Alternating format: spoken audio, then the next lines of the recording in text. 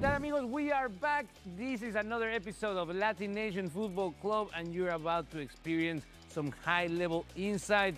We come off a great tournament. The Club World Cup is all wrapped up, and now it's time for the women to do their own because we have two of the most high-profile tournaments, Euros and Copa America, and that's why I have Nick C. Chiva Mayor, thank you for being here, and we're gonna break down how the women are creating excitement because these games are no joke. Nick, have you been watching? Oh man, it's been fiery. It's been a blast to watch, especially, I will say, with this sort of expanded tournament of 16 teams. It's given a lot of teams that we wouldn't have normally maybe seen get a shot, like Wales, Poland, do absolutely amazing and show out. And so I'm really glad that they've done that. It also shows that, hey, it is economically viable to expand this tournament, and that's how we're gonna grow this game on the women's side. I'm excited to see España, lo más cercano a the Latino community. También las mujeres pueden, obviamente, como tú decías, Marcelino, Esther González, la goleadora, ni más ni menos, from Spain. Let's see how she's going to do, especially with the knockout rounds coming up. I'm very excited that the women's soccer is getting attention all around the world, and it's exciting to see. They are so fierce, tremendous players, and that is why we have our very own Camila Ortiz following this tournament closely, and she's gonna tell us the latest results. What's up, Marce, Chiba, and Nick? It looks like you guys are having a lot of fun over there. I'll be there soon.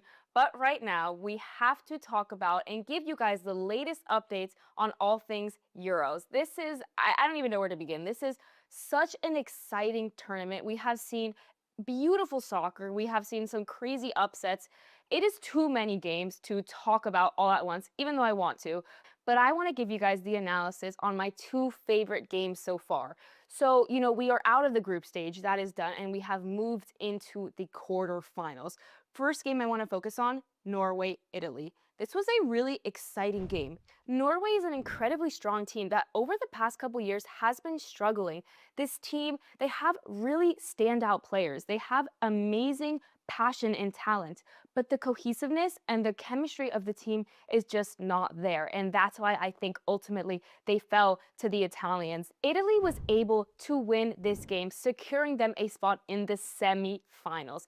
This is a huge win for the Italians. This team has not been in the semi-finals of the Euros since the 1990s. So this is a massive accomplishment. Again, shout out to Girelli. She was an amazing team captain during this team, and that's why they were able to get so far. Moving on to the same side of that bracket, we now know who is going to face the Italians in the semi-finals, and it is no other than our favorite, the Lionesses. But this was no easy feat. They had an incredibly difficult game against Sweden.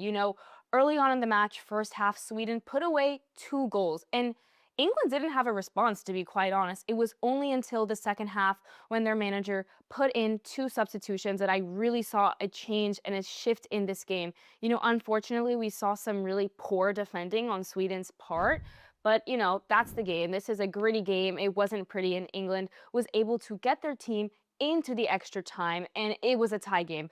Both teams couldn't put it away. Strong defending. It was an incredibly intense extra time.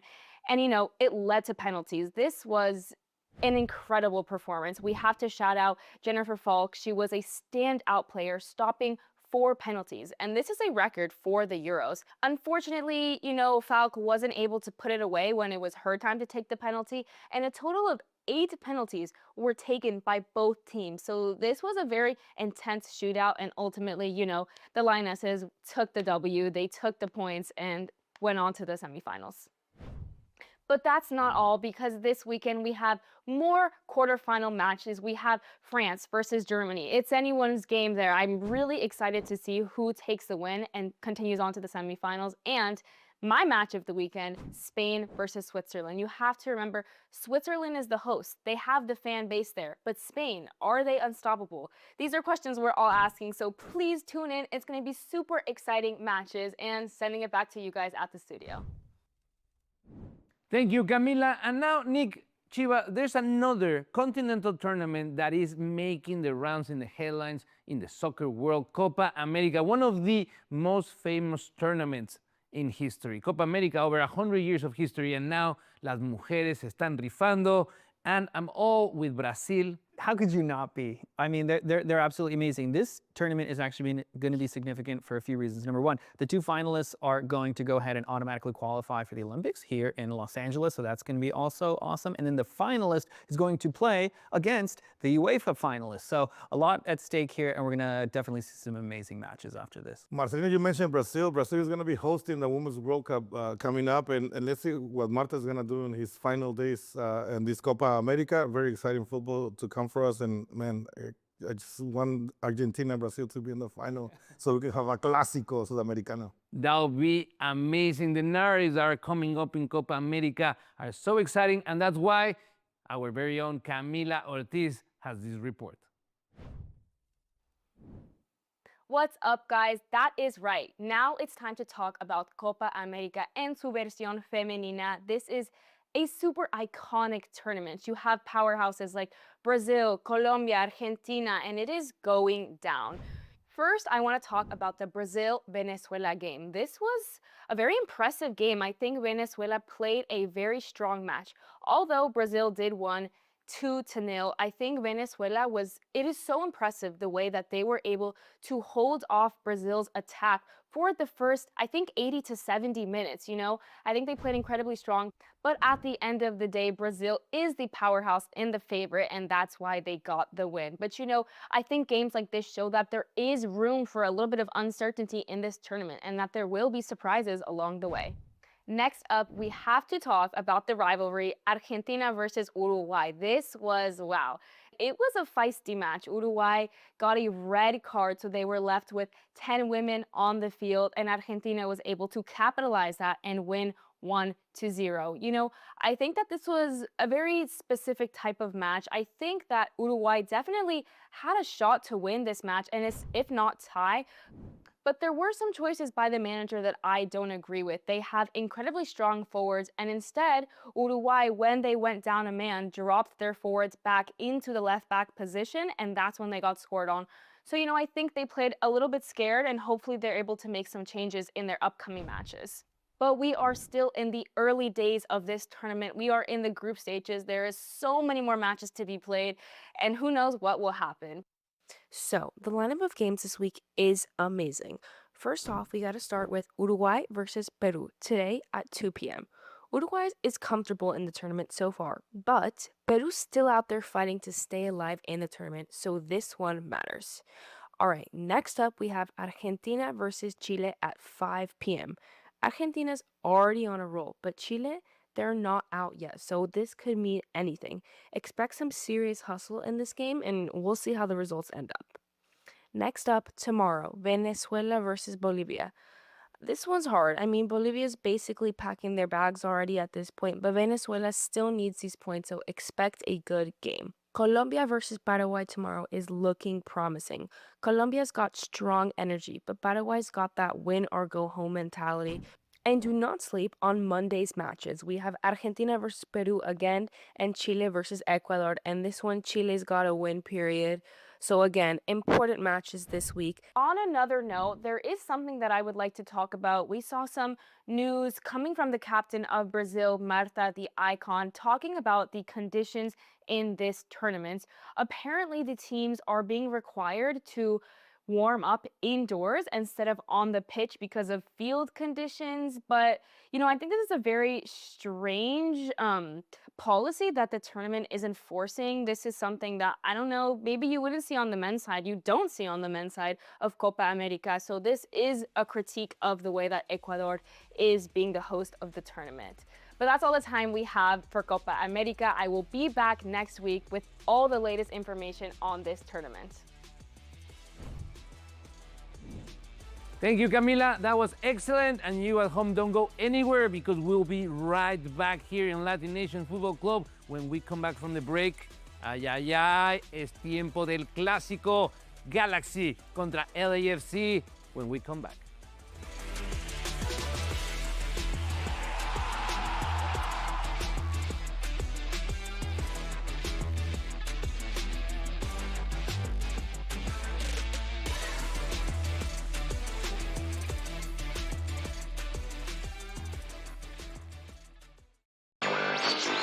Do you think that there's a possibility that we could be looking at DeBoer wondering if he's the long-term answer at coach for the Tide? I'm starting to feel like Alabama, I can't believe I'm saying this, Craig, is a sleeper.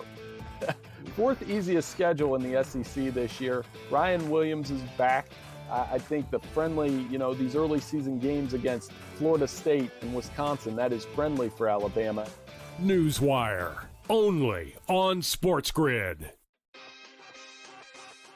Paige Beckers, ready folks, is a top 10 WNBA player right now. You ever heard of the band Gladys Knight and the Pips? Yeah, it's Paige Beckers and the Dallas Wings. That's what she's got. You know what that means? She's got nobody. Enrique Wumwale has been awful this year. I don't know if she wants to play there or not. Game time decisions, only on SportsGrid. Her ability to defend, shoot the three, rebound, pass the ball, and on a team that is awful. Awful. Right now, training to get the #1 overall pick if they win the WNBA lottery. Possibly to draft her buddy AZ Fudd. Maybe. But when you look at Paige Beckers is a top 10 player in the WNBA. Betting above the rim, only on SportsGrid. Obviously, he didn't do great in the last two majors, and we're going home here. We're going to Northern Ireland, Royal Portage. This is Rory's the reason why we're going here.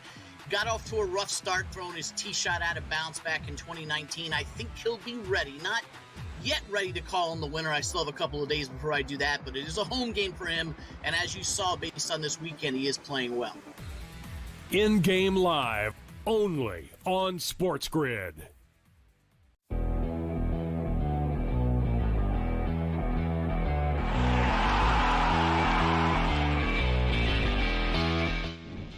¿Qué tal, amigos? We are back here in LatiNation Football Club, and it is time to give you guys a little update on MLS because we have them un poquito abandonados because there has been so much international soccer this summer, but it is time to focus back on the domestic tournament because we are facing the final stretch, the last 10 games of the season, 30 points that will make or break the team's season. So it is time to look at how is it going down. So let's take a look at the standings right now. In the East, we have Philadelphia, Cincinnati, Nashville, Columbus, and Inter Miami rounding up the top 5. Now, there are other teams in contention to qualify for the playoffs. That will be Orlando, New York City, New York Red Bulls, Charlotte, Chicago, and then we have maybe Atlanta, maybe DC United. And this is the part of the season where all these teams, if they put together a string of 4 or 5 winning games, they might see their fortunes change. Especially, we have Miami, that they lost after winning 2 games. Messi was scoring 2 braces for 5 consecutive games, a record in the MLS, but they were handed a tough reality check by Evander and Cincinnati, saying, maybe Cincinnati is the best team on the East.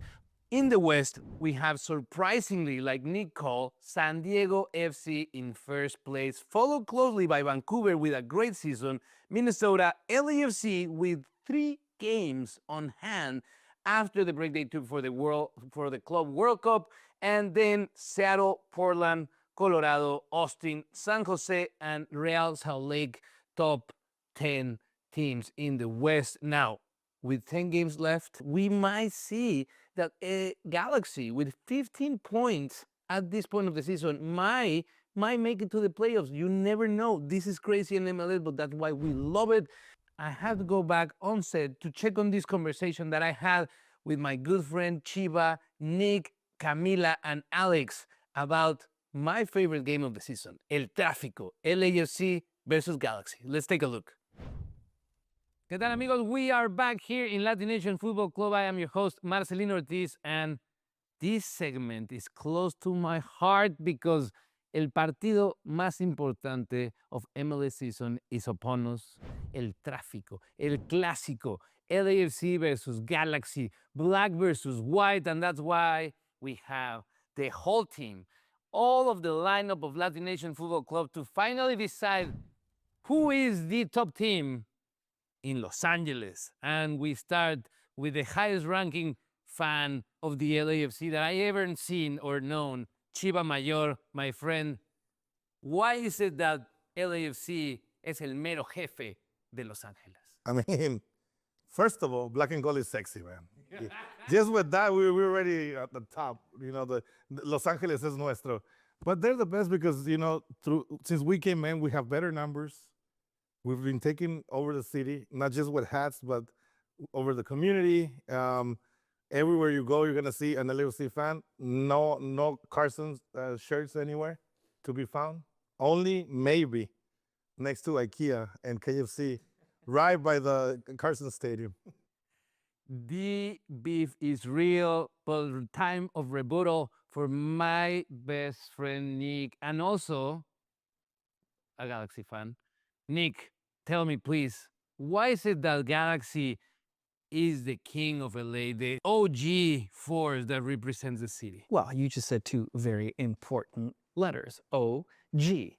LAFC, you guys are the newcomers. How many championships do you have? How many championships do we have? Who's the current champion of the MLS? Who's doing terribly right now? Galaxy. But that's okay, because we just won our last game. Finally, we won another game. We're on our way up. We're going through something. We're struggling, but this is temporary, okay? And we're going to show you guys that that was temporary when you guys lose to one of the worst teams in the league at the moment, us.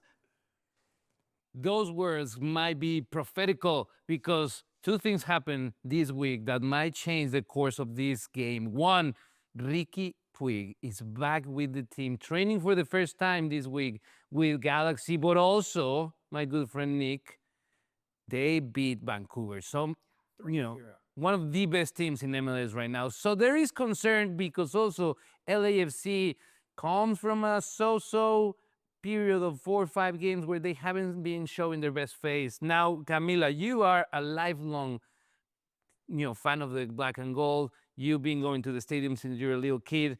What does it mean, no matter the state of the table, what does it mean for a team to win El Clásico? I mean, it means everything. It's all the bragging rights here. I'm fully confident that we're going to win. Sorry, how many games have you guys lost this season again? Yeah, too many to count. I think not only the bragging rights, but like Chiba said, it's so woven into the community at this point that winning, I mean, it means everything. So, yeah. Winning means everything in El Tráfico, and someone that has been experiencing that game firsthand is my good friend Alex Crespo. He's been in the stadium, there in what is not LA, but Carson. Tell me, what are you expecting from this game, and do you think Galaxy has a chance to beat the Black and Gold? I think so. I mean, we have been seeing them come off a so-so season after winning the MLS Cup final. But I think now that they have Ricky Puig back in the training ground, that's going to, bring back that energy. And, throwing it back to what we were saying earlier, I think representing Galaxy is like representing the Lakers, and you guys are Clippers fans. So I don't know. I don't know. Chiba, why don't we switch places real quickly? Get over there, please. Please show now, the Galaxy, LAFC fans here on this side, but the reality is that no matter what happens in the season, the responsibility to win on El Tráfico, it is big. This is the last game that Cherundolo will coach the team, thank God. But also, we see that Galaxy, little by little, is becoming again the team that won the last championship. Finally, predictions. I want to know the scores that you think that might happen. Alex, what do you think? 3-2 Galaxy. Nick. 2-0 Galaxy. Ooh.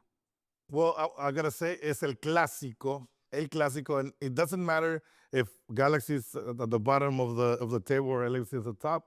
En El Clásico se vale todo, but even though it's El Clásico, it's at home, it's in nuestra casa, the black and gold cathedral. LAFC is gonna come out victorious, 3-1. Camila? I'm gonna go 2-1 LAFC, of course. LAFC is in the house. I'm gonna be bold, I'm gonna say 3-0 because this is the last game of Cherundolo in front of Galaxy, and I think the team is gonna give them a nice goodbye. But my friends, it's all the time that we have for this segment, and now it is time to go on a break. I'm Marecelino Ortiz, and you're watching LatiNation Football Club.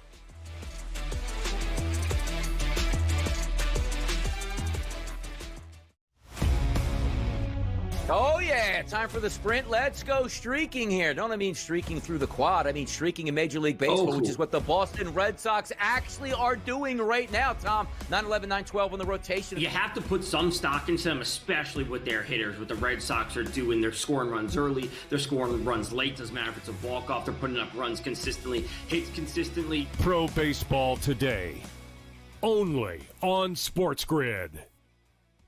How are you going to compete against a guy with 15 entries? A lot of the guys that won Survivor at the Circa, because since I'm there every single year for contest weekend, one guy won it all with one entry. And the truth is, he told me that he maxed out his entries the next year because he had the money to do it, and it was a brain. It messed with his brain, right? Sports Rage tonight, only on SportsGrid. Aaron Judge is great, but if you want to talk about full contributions to a team, maybe I'm biased as a former catcher myself, but I think Cal Raleigh's working a little bit harder than everybody else, and I think Cal Raleigh should be right in this thing. If he sets that single season home run record for a catcher, I think that's probably what it's going to take for him to overtake Judge. I don't think it's impossible for him to get there. I think it's unlikely. Fantasy Sports Today, only on SportsGrid. The game is on. The stakes are high. But the action isn't just on the field. He's rearranging that rim. Get it inside! SportsGrid's in-game live. Your ultimate second screen experience. A little flyer, couple 15.5 point live line. Every prop, every play, every day. Anything can happen. It's complete chaos. It's smarter to be on SportsGrid.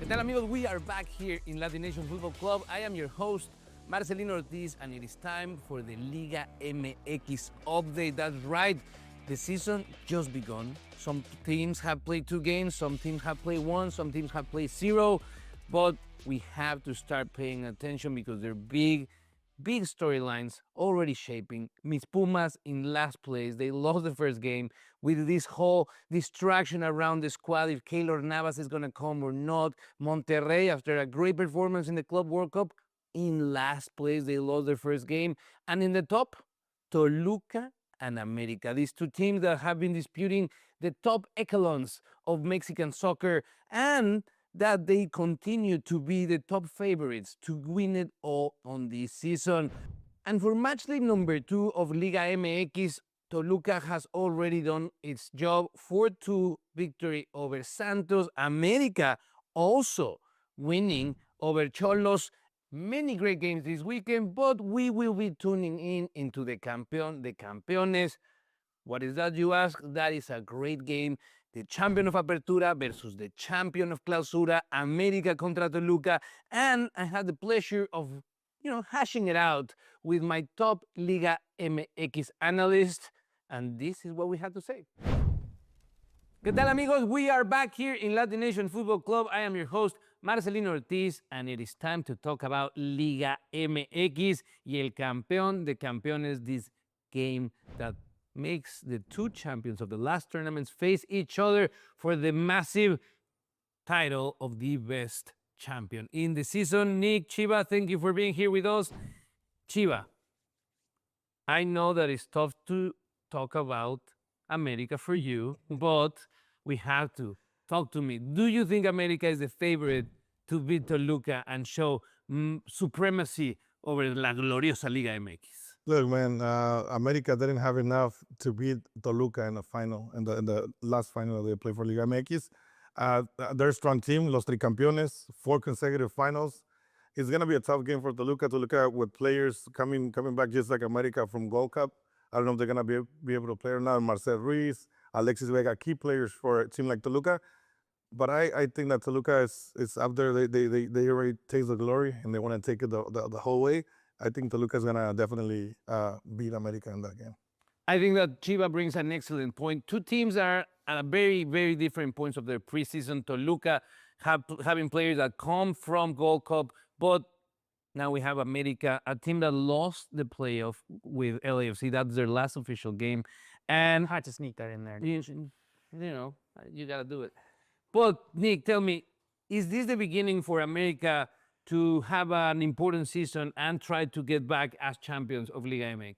I mean, obviously, you're talking about America, right? This legacy team that has such a big legacy, and they have to prove themselves. They weren't able to score once in 2 games against Toluca, losing on a 2-0 aggregate over two legs. That's not a good sign. Yes, Toluca's very strong, but at the end of the day, we're talking about America. So they really got to step it up and kind of, look, they have something to prove, which is that legacy, but at the same time, they don't because it's America. Toluca is the one that has something to prove and show out because they're sort of still the underdogs when we're talking about these legacy teams. So we'll have to see what happens. It's going to be an important game as the Liga MX begins. These teams are fine-tuning their preparations ahead of the season, but we can see teams that are starting to show their idea.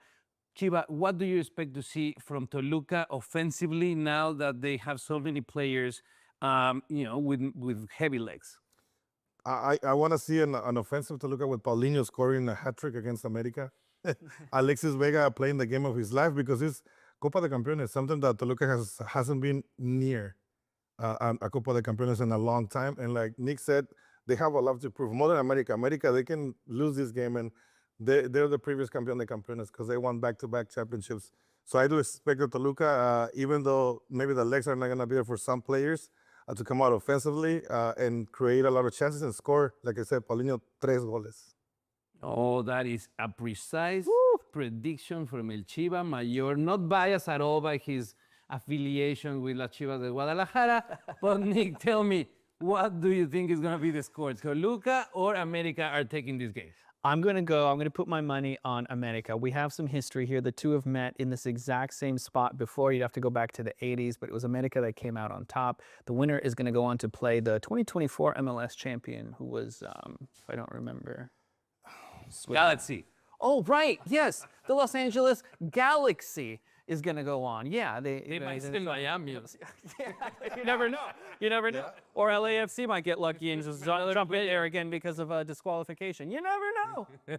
Well, there you have it, my friends. Toluca and America playing one of the biggest games to begin the season of La Gloriosa Liga MX. Myself, I'm with Toluca porque no hay manera que me cachen yéndole a la América. But we have to go. This was a great show, and we thank you, the MVP of LatiNation Futbol Club, for choosing to be here with us. And we say goodbye. I'm Marecelino Ortiz, and I'll see you next week.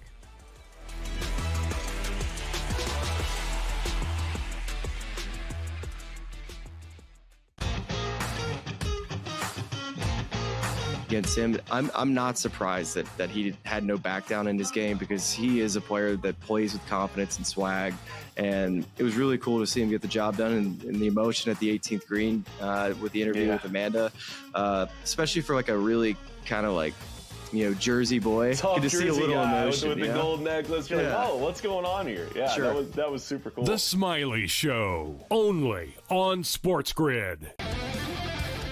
And Twitter started blowing up that I think it was someone from TSN that was in the arena that was posting this stuff. And I'm sure, like, when they, it's a beer league, so after the first period, when they're all sitting there in the room, I'm sure somebody said, hey, Connor, you're getting lit up on Twitter. We're beating you 4-0. Ha, ha, ha. And he's probably thinking, like, I can't even play a beer league game without you guys, like, saying what the score is. Sports Rage tonight, only on SportsGrid. And I showed you the Heisman odds a week or two ago, and they had Garrett Nussmeier as the second favorite behind Manning. So Brian Kelly's very excited to have Garrett back at school. He is no athlete, in my opinion. You can quote me on that. Like, he is a clumsy white dude, and he sucked. I'm being nice now. Now all of a sudden you're talking about him being great? Oh, slow down there, coach. Pharrell Coast to Coast, only on SportsGrid. Shohei Ohtani can do something that nobody else in Major League Baseball can do. That means being maybe one of, if not the top 5 best hitters in baseball, and then go on the mound and throw some gems out here. Like, he threw 9 innings so far in his season, which isn't a lot, but that ERA is at 1. Are we saying that once he gets to 5 and 6 innings, that ERA is going to stay at 1? No, it isn't. But if it does, my goodness. I mean, just hand him the Cy Young on top of it as well. It's cheating. The Early Line, only on